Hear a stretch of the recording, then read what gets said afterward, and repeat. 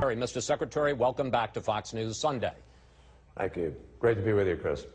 Mr. Secretary, you made the case for military action in the strongest possible terms on Friday. If the situation is so dire, if Bashar al-Assad is such a thug, why is the president waiting until Congress comes back 9 days from now to debate this? Why not call them into session tomorrow and begin this debate and get an approval to act?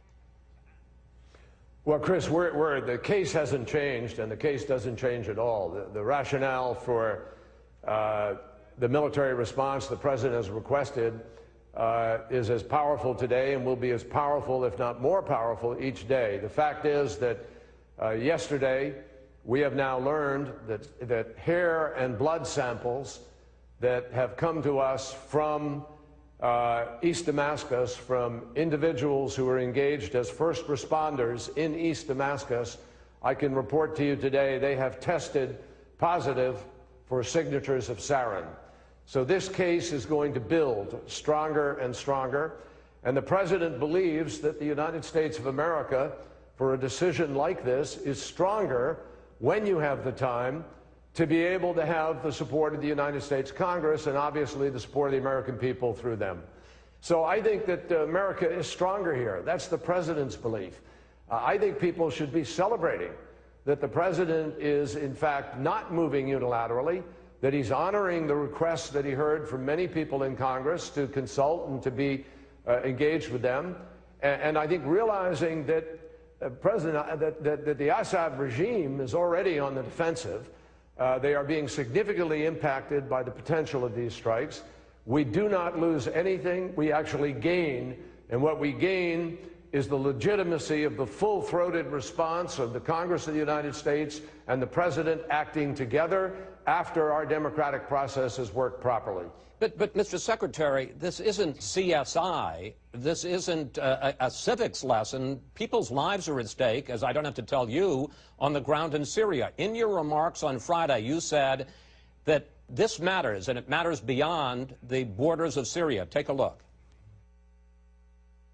It is about whether Iran, which itself has been a victim of chemical weapons attacks, will now feel emboldened in the absence of action to obtain nuclear weapons.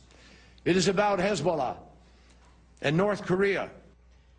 Mr. Secretary, what message are we sending to Iran and Hezbollah and North Korea when the president announces he thinks we should take military action, but he's going to wait 9 days for Congress to come back before he takes any action, and then he goes off and plays a round of golf? What message does that send to the rebels on the ground whose lives are in danger and to our enemies who are watching? I think actually North Korea and Iran ought to take note that the United States of America has the confidence in its democratic process to be able to ask all of the American people to join in an action that could have profound implications with respect to Iran.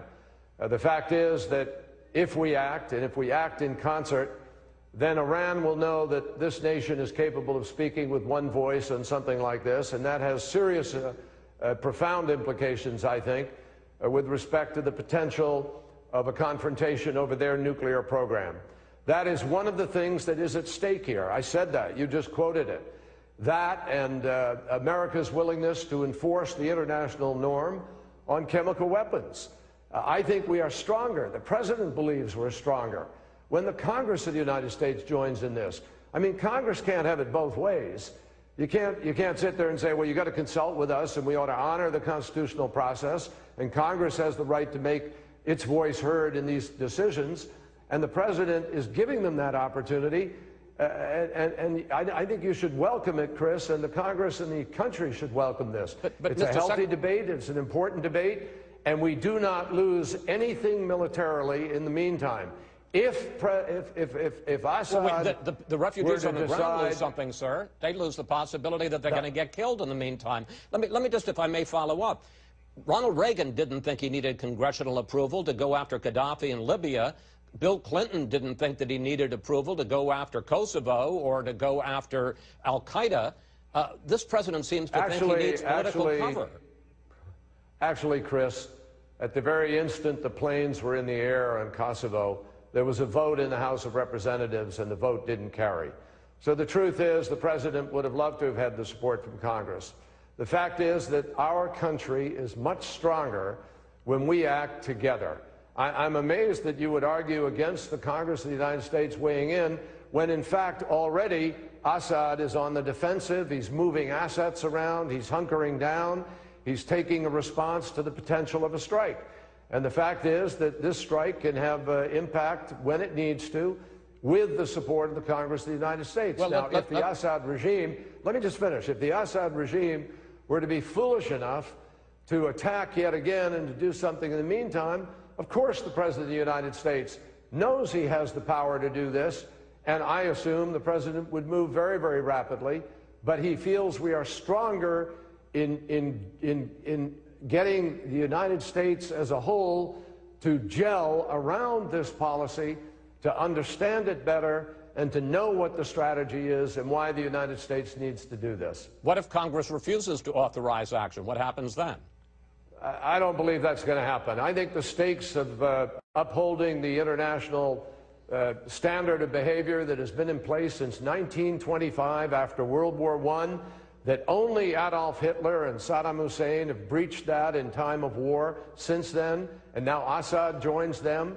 I think to contemplate that the Congress of the United States would turn its back on Israel, on Jordan, on Turkey, on our allies in the region, turn its back on the innocent Syrian people who've been slaughtered by this gas, and those who yet may be subject to an attack. If we don't stand up to this, I can't contemplate that the Congress would turn its back on all of that responsibility and the fact that we would have in fact granted impunity to a ruthless dictator to continue to gas his people. Those are the stakes, and I don't believe the Congress will do that. Mr. Secretary, you make it sound as if this was always the plan, but the fact is, on Friday, when you made your speech, you made a powerful call for quick action. You seem to be leading the charge up the hill, and the reports... Chris, I made a powerful call for action. I never mentioned the word quick.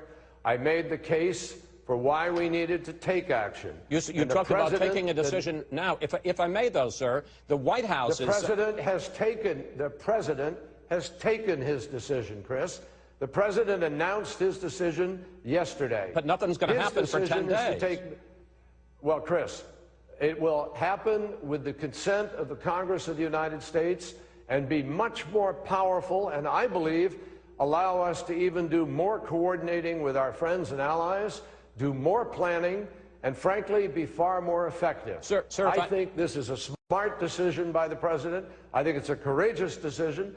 He is not trying to create an imperial presidency.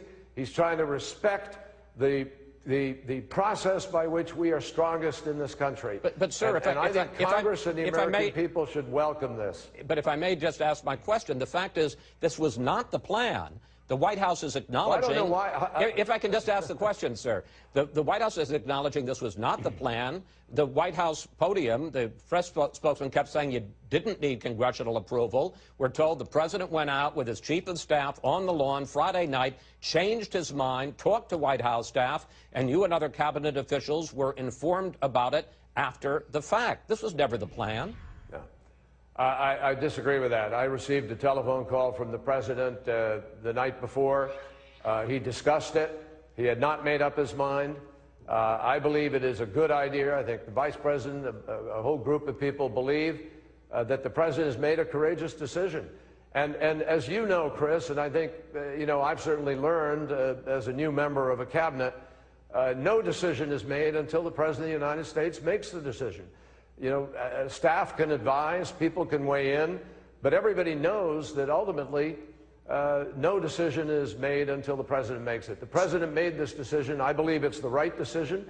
I think we are stronger. The president believes very, very much that America will show the best face of our democracy and a great strength, and we will show a unity of purpose in the conviction of the Congress and the president that we need to do this. Sir, And during this time, over these next days, we have an opportunity to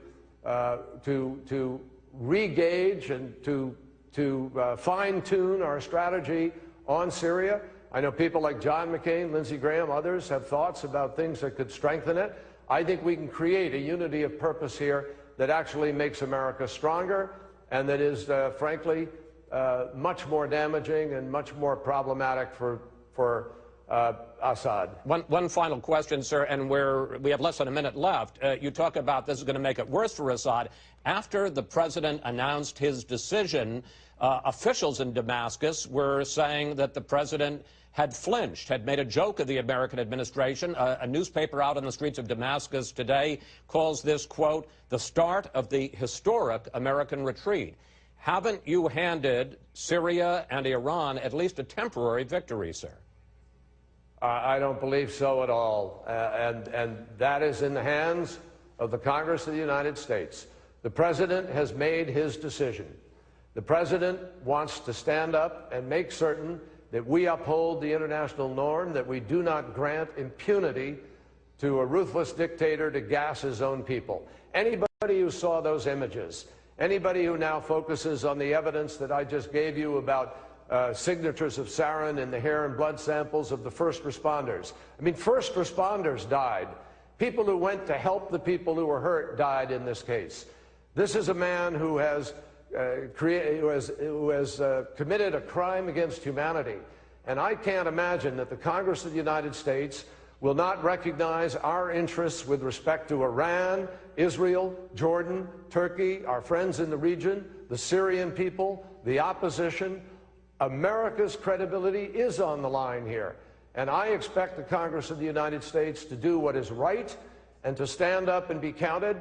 And I think that the Assad regime needs to recognize that they have refocused the energy of the American people on him, on his regime, on his lack of legitimacy to govern, and on the ways we will support the opposition in order to see that the people of Syria can choose their future in an appropriate way. Secretary Kerry, thank you. Thanks for joining us. It should be an interesting couple of weeks, sir.